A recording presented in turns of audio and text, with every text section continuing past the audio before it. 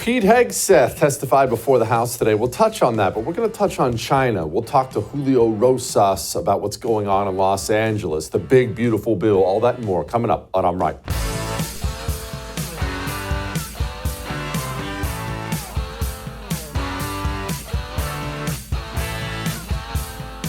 Okay, so let's talk about China in kind of a roundabout way. You see, first of all, Pete Hegseth spoke on the House today. Spoke at the House, on the House. He spoke in front of the House today, in front of the House of Representatives. What's he doing? He's the defense secretary, and he's bouncing around Capitol Hill asking for money. That's how it works. When you're head of the FBI, you go to Congress and beg for money. When you're Secretary of Defense, you have to go to the House and say, I need money for this, I need money for that, I need money for this. And of course, Democrats up and down the line didn't really want to talk about the defense of America or the military or ships or planes. They wanted to talk about the United States military getting involved in these riots in LA. There was a whole lot of talk like this. Mr. Secretary, we're both from Minnesota. I was in the Twin Cities during the riots that followed the murder of George Floyd. Tens of thousands of protesters took to the streets for days. Governor Walz made the decision to call up the Minnesota National Guard. At no point did we need the citizens of Minnesota request that the Marines be deployed. Well, Congresswoman, thank you for the question. You are right. We are both originally from Minnesota, which is why I recall 2020 quite well, when Governor Walz abandoned a police precinct and allowed it to be burned to the ground, and also allowed 5 days of chaos to occur inside the streets of Minneapolis.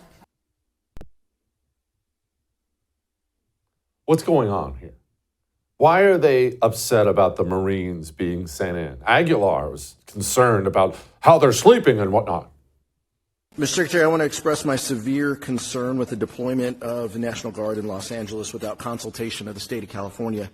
There have been photographs that have shown these troops sleeping on the floor and have not been provided fuel, food, or water by DOD. How long will this deployment last, and why were we unprepared to provide them basic necessities such as food and water? The commanders and troops on the field are very well prepared, sir. There are moments where you make do as best you can temporarily, but we are ensuring they're housed, fed, water capabilities in real time from my office, because I care that much about the California Guard and the Marines and the men and women who are supporting our ICE agents on the ground. It's true every day, and that's a disingenuous attack that misrepresents how much we care about our troops and what they're doing to defend ICE agents. I'm not going to take the fact that we don't care about the troops. Nobody cares more about the troops at the top than this secretary and the chairman and our department. How long will the deployment last?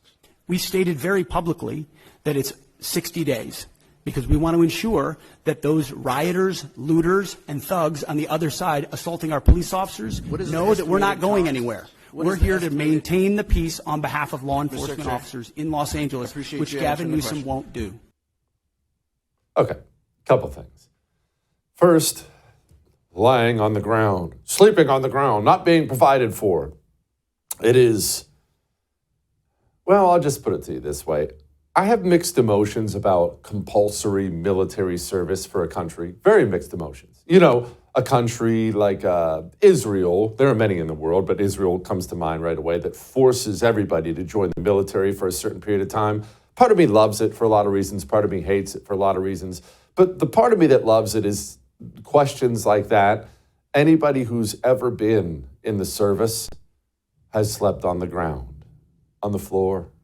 You've dug a hole in the ground, in the mud, in the jungle. At one point in time, I was in triple canopy jungle with my naked feet on the ground, and a centipede the size of a snake crawled over them. It's called being in the military. You don't always have some cozy sheets in a bed. Sometimes you grab some shut-eye right there on the floor. It's no big deal. Buck up, Buttercup. And anybody who served knows that. That's one. Two, what are they actually mad about? Are they mad that they're not getting proper beds? Are they mad about the length of deployment? Are they mad about any of these things? No. They're mad about force on force. They're mad about their force being met with force and their revolution being stopped. That is their true concern. And that is why they get upset when you use force on them. Because remember what I've always told you about communists. They're religious zealots, and therefore they only understand fear and pain. They don't have a second language you can use. You're never going to reason with them. You're not going to appeal to their morality because they don't share your morality at all. Because they're religious zealots, think about them like radical jihadis. Fear and pain, it's all they understand. Well, not only do you need to understand that, they understand that. That's what they know. They know. They'll riot, they'll loot, they'll vandalize, they'll kill, they'll hurt people for as long as they possibly can until force stops them, until good stops them. They're not concerned about the Marines sleeping on the ground. They're concerned about the Marines smashing in the face of some filthy foreigner street communist who's pillaging Los Angeles right now. That's their main concern, and that's the only reason any Democrat, top to bottom, is questioning the deployment of Marines in Los Angeles. Deploy the Marines, smash the rioters, end this immediately. Now let's move on and talk about something that actually matters more than what's happening in Los Angeles right now. Pete Hegseth brought it up today. Let's talk about China. I'm also proud to represent and serve our warriors and their families. Today, as they do every day, they are keeping America safe. They're defending the homeland. They're standing up and deterring communist China. Standing up and deterring communist China. That wasn't a one-off. That wasn't something he just mentioned in the intro. You talked about communist China. Clear any attempt by communist China to conquer Taiwan by force would result in devastating consequences for the Indo-Pacific and the world. There's no reason to sugarcoat it. The threat China poses is real, and it could be imminent. We hope not. Now, Trump has talked about China.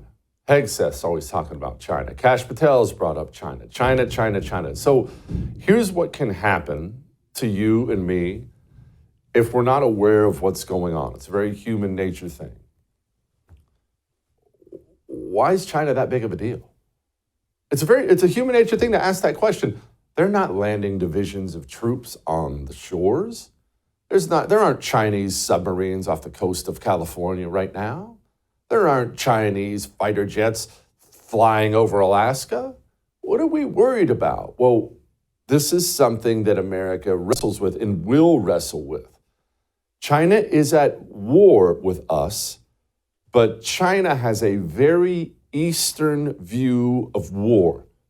Eastern in this way.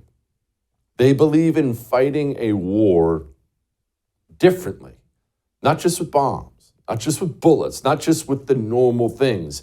China fights wars in different ways. It's an Eastern, all-encompassing way to fight a war. We've talked about this before. Maybe you're aware of this. The Mongols, the Mongolian Empire, speaking of an Eastern view of war. You talk about the Mongols, and immediately people think of Genghis Khan. If they know anything more about the Mongols, they're thinking about a horse army. That's essentially what it was. Horse archers, an army, very mobile, very fast, on horseback. They'll swarm you, kill you. They'll think about the Mongols laying siege to cities and killing everybody. These are all things the Mongols are famous for. You can argue, and I actually would argue, it's the greatest army that's ever walked the face of the planet. Unstoppable, wiped out everybody. But you know what people don't talk about? The Mongols fought wars in a variety of different ways. It wasn't just that Genghis Khan would show up outside of your city on horseback. Genghis Khan's spy, his intelligence service, was top of the line.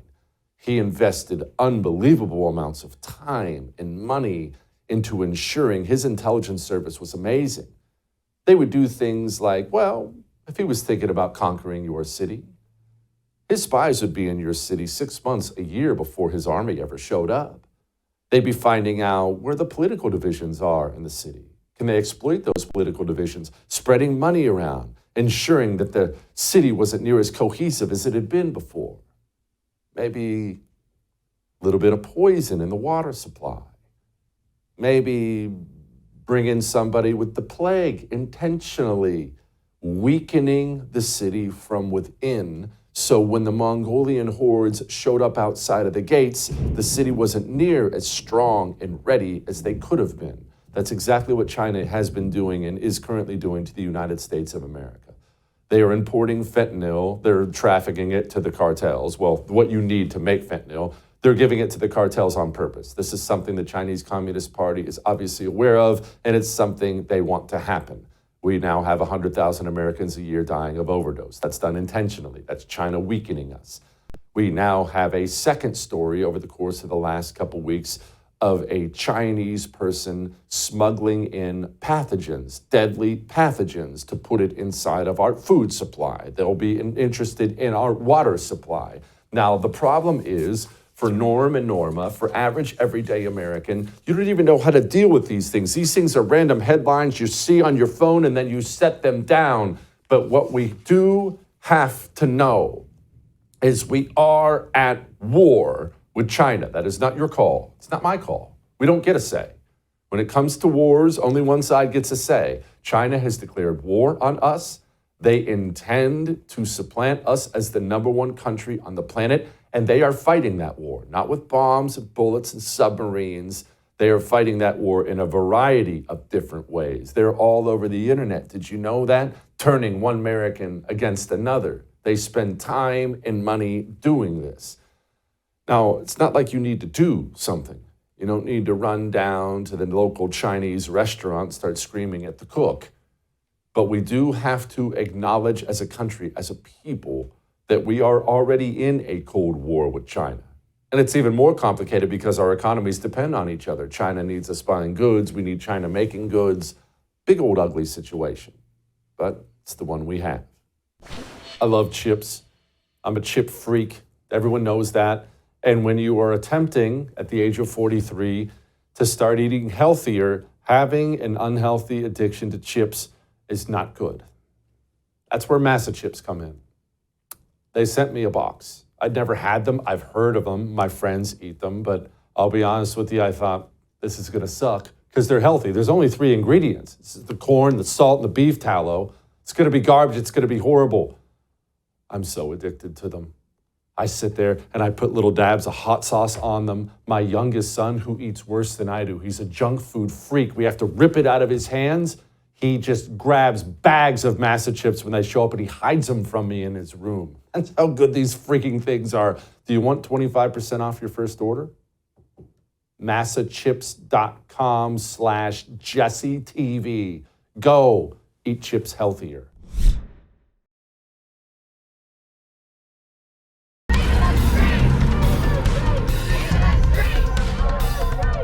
And obviously, this is a moment where we have to be on the streets all over the country to protest what's happening to our immigrant community, but more broadly to protest what's happening to our democracy. This is the most corrupt administration in the history of the country, and we are going to rise to this moment by being out there on the streets.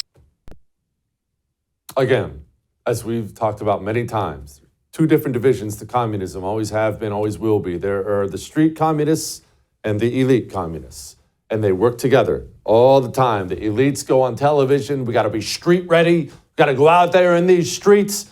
And all the animals and drugged out trainees and foreigners and super freaks we have in this country heed the call. And they all put down their cats and their marijuana and they run to the streets to go hurt police officers. Joining me now, Mel K, host of the Mel K Show. Mel, it's all so predictable. What is not is the GOP apparently appears ready to hit back. Well, we hope so. I mean, the real truth is we have to really look at this as the bigger picture, which is why is this happening? We are in a color revolution in America. What is the issue? What is going on? Frankly, I believe that they are trying to protect their global financial system and would appreciate if Donald Trump would stop trying to reignite the American economy and prosperity so that we walk down the path of technocracy. And these useful idiots, that nothing's new with this. This is the color revolution playbook. They've played out over and over. We've been in one since 2016, and they have to go kinetic now, or they completely lose. And the sad part is what's really being lost is our future, our children, and our sovereignty. And we need to stand up now more than ever, because the truth about post-World War II America is that we have not been sovereign basically since 1913. And the people that are funding this world war right now, which this is part of it, really are nervous that their entire model is falling apart. They need World War III. Why not kick it off in America? Mel, make that connection for me. People see Mexican flags in LA. You're talking about the global financial system. Take your time. Merge those worlds. Okay, so what we need to understand is that post-World War II, we were lied to about basically everything, particularly the CIA, what it does, and who it protects. I frankly believe that it protects the global financial system, which includes the NGOs. There was a act passed in 1946 that made the NGOs and all of the UN tentacles and the Rockefeller Brothers, Ford Foundation, all these foundations, sovereign immune foundations, basically. Not only do they not pay taxes, but they are not even subject to the rule of law, investigation, or anything else. Once Doge started cutting into USAID and looking at the money around the world that funds these color revolutions and these revolutionaries, they had to go into overdrive. And frankly, I believe this was long planned. If Trump got back in, they were talking about it back in April, the lawfare crew right on MSNBC saying they were planning for this if Trump won. And here we are. This is election integrity project people. These are the Trump haters, and they are using the useful idiots that they brought into this country to fight a battle to destroy America from within so that they can walk us straight into the Agenda 2030 technocracy that they have sunk trillions of dollars into. At the end of the day, this is another play for a global war to have the bankers recalibrate and go into another phase after another world war of reconstruction that will just loot America of everything we have left and give us the final coup de grace. And that is basically what the open border was about, as far as I'm concerned. This was all about the national sovereignty of the United States, and particularly the Constitution and the Bill of Rights being a problem for the global financial system that is being built around us and frankly is ready for takeoff as soon as America gives up and surrenders. Order out of chaos is the way they work. And right now they are causing as much chaos as possible so that the American people say, just make it stop, whatever we need to do. Though they launch maybe a global public infrastructure without us even realizing that what they are doing is ending our sovereignty. And that is what this battle is about. Sovereignty and trillions of dollars at stake. Karen Bass is Los Angeles' mayor, of course, and, well, she's been all over the television. Here she was. We need to stop the raids. This should not be happening in our city. It is not warranted, and the only thing it does is contribute to chaos. This was chaos that was started at Washington, D.C. You have a situation like we did in the last Trump administration where kids were afraid to go to school because they weren't sure their parents would be there, where people were afraid to go to work. And you just think about the disruption in families. You might have a father that's going into a warehouse or a plant. You might have a mother who is serving as a child care worker on the other side of town, either in somebody's home or not. You disrupt the entire ecosystem. You impact our overall economy. If people are afraid to go to work, this is a city of immigrants. If they're afraid to go to work, you are going to hit our economy in a way that is completely unnecessary. This is a problem that started on Friday morning when the raids happened. This did not need to take place. This week were about an international criminal organization and money laundering connected to the cartel. Second of all, Karen Bass, we used to have a rule in America that communists and socialists could not run for office. It was antithetical to the Constitution and the Bill of Rights. Thus, they could not take an actual oath of office in America. And yet this woman slid through. She has been a lifelong communist, not to mention she worked for National Endowment for Democracy during color revolutions in Libya and elsewhere. She has always been somebody who has been an agitator inside, and it's not a surprise that she was elected in the fully captured and communist-infused California. But she is a long-term and very very experienced color revolutionary, and that is exactly what she's kicking off in L.A. Unfortunately for the people of Los Angeles, she is not going to protect them. Neither is Gavin Newsom, because they're both owned by the international money laundering cartel that runs everything above this country. We have a group of people that will destroy America from within because they are not loyal to this nation. They are only loyal to the financial backers that fund all these NGOs, and she has been a part of that for decades. Mel, what do you say to people who say this is all just bad for the Democrat Party? This is going to lose them power. Trump looks better. Poll numbers are going through the roof. Democrats look bad. What do you say to those people?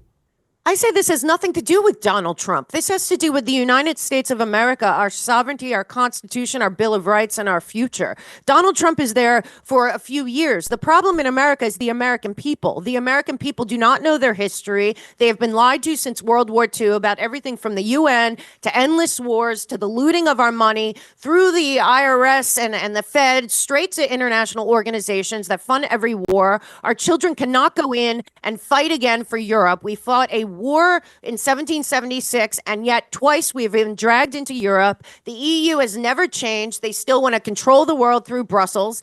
And the United States dismantling ourselves from this international banking situation, the international money laundering, the war, endless wars, is the most dangerous thing in the world for these totalitarians that want to basically create a world government with a global public infrastructure, with the Bank of International Settlements, which is an opaque bank that needs to be looked into. And frankly, we need to get a real history of America out there to the people to realize how much they've been looted and lied to. And this is the last stand. The international banking cartel that runs all the wars and is running this entire operation with their, NGOs that are protected, immune, don't have any aspect of law and order within their rulings. They don't want to lose power. And frankly, this is a small group of elites using these people that they funneled into here. We have many things we can do, but if we let our Constitution be a picture on the wall instead of something we use to fight back, then it's our fault. The people of the United States of America cannot sit by because their lives aren't ruined and they're not in upheaval and we're not having active kinetic war and think that it's going to go away. It has to be the American people locally taking back their governments locally, using the Constitution and the Bill of Rights, or we are not going to have one. Tell me about this book, Americans Anonymous.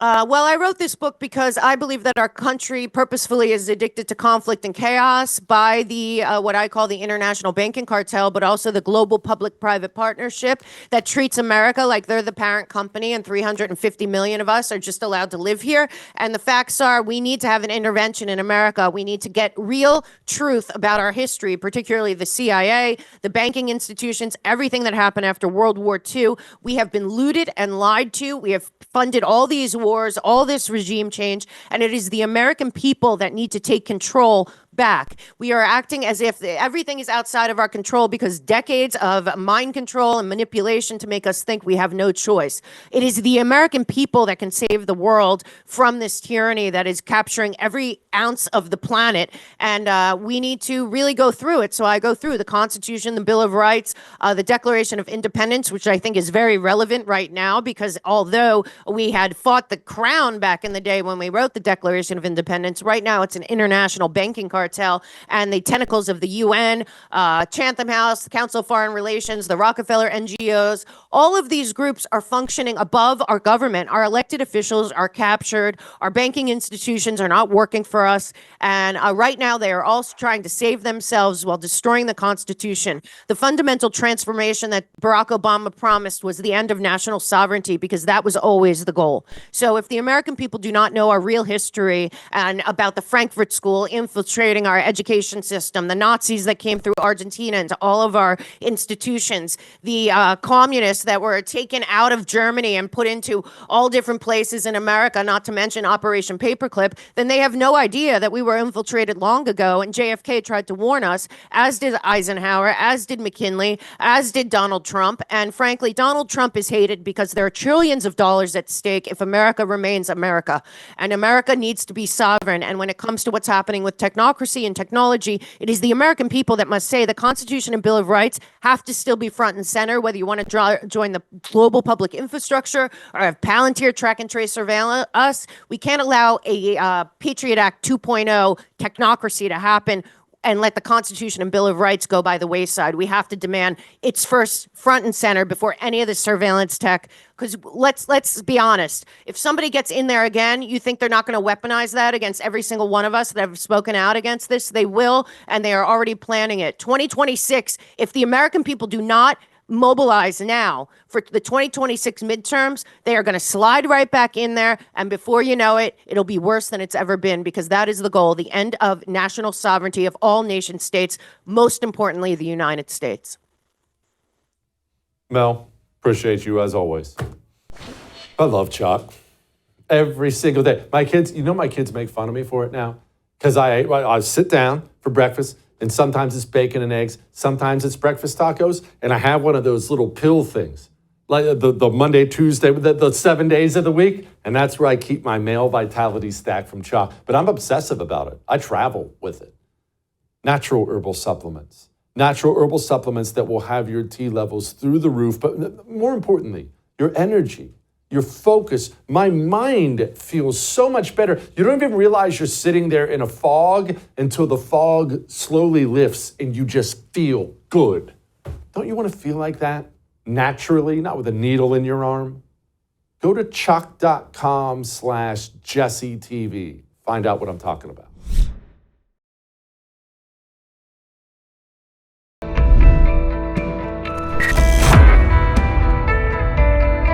All right, so we talked in the opening, we've talked many times about how virtually all the crazy protests and violence and riots you see are paid for and organized. That's my job to tell you things like that, but we need an actual journalist to tell you more details than that. Paid for by whom? Joining me now, managing editor of the wonderful Red State, my friend Jennifer Van Laar. Okay, Jen, who exactly is, hold on, I want to make sure I get this right because the names always crack me up. The Humane Immigration Rights Group, or Coalition, or something like that. Coalition for Humane Immigrant Rights is what I want to call, I guess, the head of the snake, or whatever terminology you want to use for that. Chirla. There's a bunch of groups within their coalition, including the Party for Socialism. I'd have to look. It's PSL, but it's basically a communist group, very communist group that they also work with. But the main thing about Chirla's involvement with what's happening in LA. So first, let me set the stage a little bit. This Angelica Salas, who's their executive director, she spoke Friday afternoon in downtown LA with at least 4 LA City Council members with her, Congress people, state representatives, all decrying these, what they were calling random immigration sweeps that had no type of judicial warrant with them. They said they were just looking for blank people that were brown or looked like they were immigrants, which we all know is bunk. So she stirred it up with basically giving people the impression that the government officials of LA were behind them in doing this. And her group, in the year ending 2023, had $34 million out of their $45 million in revenue coming from government sources. 96% of that 34 million was from the state of California. So it's literally taxpayer-funded riots. Okay, I'm going to rewind a couple things just because I want people to get details, and you always have the good, juicy details. You said she was giving the impression that these nutball California communist politicians were with them. Is it just an impression, or are they with them? They are with them, but what I meant by that is she's giving the impression that this is sanctioned, government-sanctioned violence for them to commit upon the federal government, and that the state government is behind them. And judging by their comments, they really are. I feel like Gavin Newsom and Karen Bass are trying to bait Donald Trump into going in with a heavy hand so that they can be martyrs for their cause, and it's just extremely chaotic. Okay, Karen Bass in particular, LA Mayor Karen Bass, for those not aware, she came out and, of course, blamed Trump for it. Here she was. What we're seeing in LA is chaos caused by the administration. People should exercise their right to protest. That's their First Amendment right. But people should also exercise that right peacefully. We do not want to play into the administration's hands. We're working with officials, we're organizing resources, but what we're seeing in Los Angeles is chaos that is provoked by the administration. There's a lot of Karen Bass's background that people don't know about, Jen. Does she have any specific connections to this group? Does she have connections to other communist groups? Because she's got an ugly past herself. Oh, she does. She went to Cuba to train, and I'm not even going to try to pronounce the name of the brigade that she trained with back in the 70s. She is a full-on communist. She also has connections to Chirla. She proudly stated that she's been with them since the beginning when she toured their new huge building in downtown LA in 2024. Jen, you mentioned that they want to be martyrs. And this is, I believe, what do communists call this? Decision dilemma, I believe, is the term they use for it. They do these kinds of things because you either let them behave like the savages they are, or you crack down on them and give some bad press. But is it bad press anymore? Because I don't see any support for these people around the country the way there was with the animals after the George Floyd riots. Right. And even within California, there's not a lot of support among them. We're about to run a story at Red State about this. I think it's a Salvadoran restaurant in Compton where the legal immigrants there who own it took in injured sheriff's deputies and police officers during the riots and fed them and gave them water. So it's not even within Compton. It's not a monolith. And within the rest of California, it's not. Most of this all happened within probably a 5 square mile radius of downtown LA. And the rest of LA, and we're suffering because we have fewer, obviously, cop cars available or cops personally available because they're out dealing with this. But really, the chaos is confined to this area. And a lot of Californians, I believe it's up to 70% of Californians want illegal aliens gone because they're crowding up all of our housing. They're taking massive sums of taxpayer dollars to either have their entitlements or to deal with the crime that comes from it. We want them gone. Jen, I saw actually before, credit to you once again, before it really popped off over there, you were giving people a heads up to get out of specific areas. What specific areas and why those specific areas? Well, basically that 5 mile radius around downtown, and then the Santa Monica Boulevard corridor going down to Santa Monica, because that's where all of the people, we know that that's where they congregate. Whenever there's any issue, it doesn't matter what the lefty issue is, it's going to be the same people out there causing chaos in the same areas. They started getting down towards Santa Monica, and thank goodness that was thwarted on Saturday night. But it's the same area. And we knew that Newsom was going to hesitate to call in the National Guard, just like he did in 2020. I think he waited 3 days before he activated the National Guard and the George Floyd riots. And so I'm glad that President Trump is taking quick action here and not letting Newsom get away with just kind of ignoring things and saying it's all fine. What is Newsom's game here? Is he stuck in an impossible situation, and that for the rest of the country, if he wants to be president, he is going to have to crack down on these things, but he's not going to be the Democrat nominee? If he cracks down on these things, does it really just come down to that? I mean, if he's in an impossible situation, it's because he put himself there. All he had to do was say, look, we're California. We don't help with the federal government doing this, but you can't stand in their way of doing it. If you don't like it, we need to change the laws. But he could very well end up being arrested. I feel like he wants Trump to arrest him now. And our mutual friend, Kira Davis, had just opined, hey, I don't think that Gavin's going to get the martyr look out of this that he wants if Trump arrests him. There's a lot of Californians that would love to see him in handcuffs and perp walked. Thank you, Jen. I appreciate you. Come back soon. Good job. Thank you. All right. I just hung out with the Pure Talk guys. We had a big event, and I just love those people. They're such solid people. We were talking about the Pure Talk's CEO. I don't know if he wants his name, but his name is Reggie. He was Mac V. Sog in Vietnam. 2 tours. Why does Pure Talk do things like what they're doing right now? They're raising money to send American-made flags to veterans. Why do they do stuff like that? During Pride Month, aren't they supposed to be all rainbowed out? Pure Talk doesn't believe in that. They believe in this country. They believe in your values.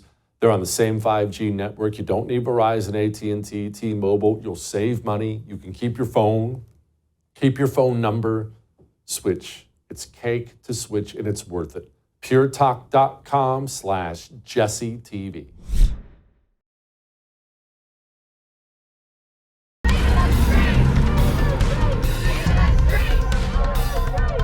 Senator, the LA County police say that they have it under control. There wasn't anything like a riot happening on Friday, Saturday. But remember, a lot of these peaceful protests are being generated because the President of the United States is sowing chaos and confusion by arresting people who are showing up for their immigration hearings. Large group of people. It could turn very volatile if you move law enforcement in there in the wrong way and turn what is just a bunch of people having fun watching cars burn into a massive confrontation and altercation between officers and demonstrators. The media covering for another communist street riot. If only something like that had happened before in this country. It almost seems like it did. I don't know. Let's ask Liz about it. Joining me now, the great Liz Collin, investigative reporter for Alpha News. Liz, man, I'm not even that old, although I am getting gray and bald, and I feel like I remember coverage like this before. Do I remember that right?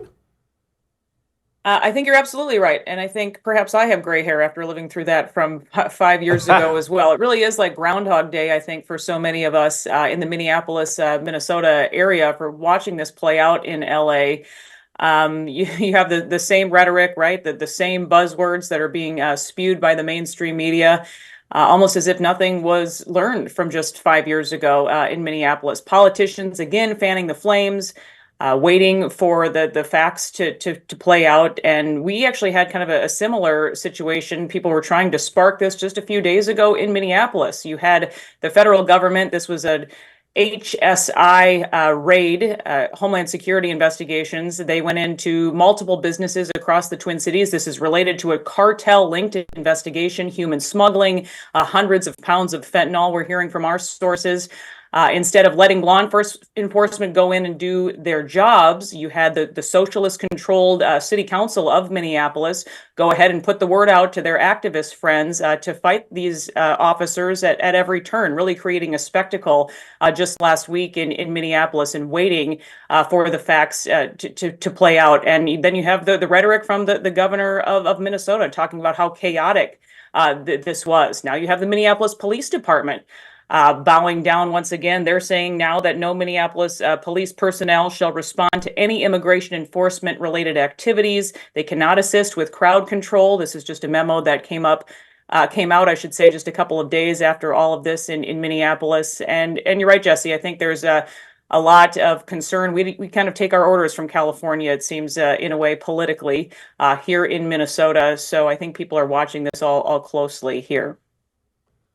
Liz, we'll take a step back from these specific stories for a moment and zoom out a little bit. It's so weird for me to hear that about Minnesota taking its cues from California. I realize Minnesota can be a little bonkers politically, Jesse the Body Ventura and whatnot, but I mean, I grew up pike fishing in Minnesota. It would just it never struck me as Southern California, not Los Angeles, but gosh, in some ways it seems as bad or worse. How did that happen? Excellent question. And we'll have to go perhaps fishing for walleye or bass. That's what I prefer, Jesse, here in the land of 10,000 lakes. But I think you're right that it's the land of 10,000 lies. It's kind of how I refer to it now politically, which is really sad, I think, for so many of us to see. You have a radical element that the media seems to give so much of a platform to, and these activist groups have done so much damage in the metro, and also have created, I think, some fear. We saw that 5 years ago, certainly a fear for other people speaking out and pushing back, and we're living the consequences of all that now to this day. Liz, what parallels are you seeing beyond the politician rhetoric between LA and Minnesota? Because from the outside looking in, and now that we get more and more details, it looks like all this stuff is paid for and organized. It never felt organic to me when they were throwing bricks for St. George Floyd. It doesn't feel organic now. This is all just paid for, right? Yeah, in the wake of the George Floyd riots, it was 1,500 businesses either damaged or destroyed. So many of them never rebuilt and left town for good reason. But you definitely did see the outside money pouring into all of this. It's interesting, just in the news now, here years later, you have these activist groups sort of crop up in the wake to take the place of law enforcement. Again, the Minneapolis Police Department down still nearly 40% from where it once was. These violence interrupters groups, or these peace activists, if you will. Some of them were actually just criminally indicted last week. So we see the fraud on a mass scale here in Minnesota, and a lot of these groups are perpetuating that, kind of knowing that this is a place where people can be taken advantage of. Let's see how long we get away with this. And in some areas, thankfully, this is finally catching up to them. Liz, there are places in the country that appear to be ready to bounce back somewhat politically. They've kind of cratered out a little bit, and the people are waking up because they're tired of the crime, they're tired of the car gets broken into every night. Surely Minnesota's on the cusp of something like that, right? I think so. I mean, I think that, I walked away and left mainstream media a few years ago, just sort of sick and tired of these narratives. But I will say that I'm constantly we're constantly getting news tips, or constantly thanked for speaking up. And I think that is kind of indicative of the time here. You do see people more organized and being willing to push back. Something happening at our state capitol just today, in fact. They are voting to take away health care from illegal immigrants. That conversation is happening, and you have people protesting that in Minnesota, despite the vast majority of people in polling not supporting giving illegals free health care in Minnesota. But I do see the pendulum swinging back to sanity. So there is hope, Jesse. All right. Speaking of hope, Derek Chauvin, he's back in the news. He's back in the news because the rumor mill, I don't know that it's more substantive than that, seems to be flying that he might get himself a pardon. What have you heard? Your sources are better than mine. Yeah, we were following all of these developments as well, that perhaps President Trump would grant Derek Chauvin a pardon right around that 5-year anniversary mark of the George Floyd riots, the death and heart attack of George Floyd, as we refer to it, which is exactly what it was. This all really was always about facts, this case, getting out the facts and pointing out the lies. I always say it's never up to me as far as a pardon being issued or whatnot, but it is a bit of a relief to see people pushing for that. This is the case involving 4 police officers. We, in fact, just put out a series a couple of weeks ago now that I encourage people to watch on the fallofminneapolis.com. It's sort of the what has happened since, including an interview with Derek Chauvin, what has happened since, including Alex King, also, who was released from prison just a few months ago. The Black police officer who arrested George Floyd, that the media seemed to never want to talk about. Well, he's back actually in this area now, and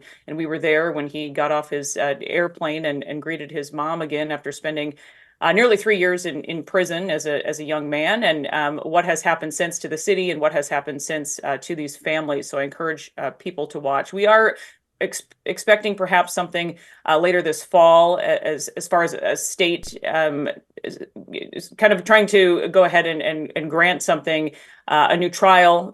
He's still working on that, Derek Chauvin, and his new attorney. So we continue to follow the developments there at the fallofminneapolis.com. Liz, next walleye trip is on me. Fallofminneapolis.com. Go look at her stuff. I appreciate you, Liz.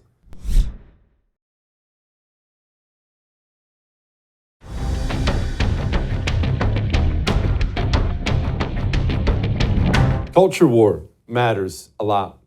We are not an economic zone as a country. We are a nation. We should protect our culture. We're watching it right now all across the television set. Culture matters a lot. And when you let that go, when you ignore that aspect of it, you end up with a country full of animals who want to tear it apart. But we can get it back. We just have to fight for it. That's all it's going to take, fighting for it. All right, we'll do it again.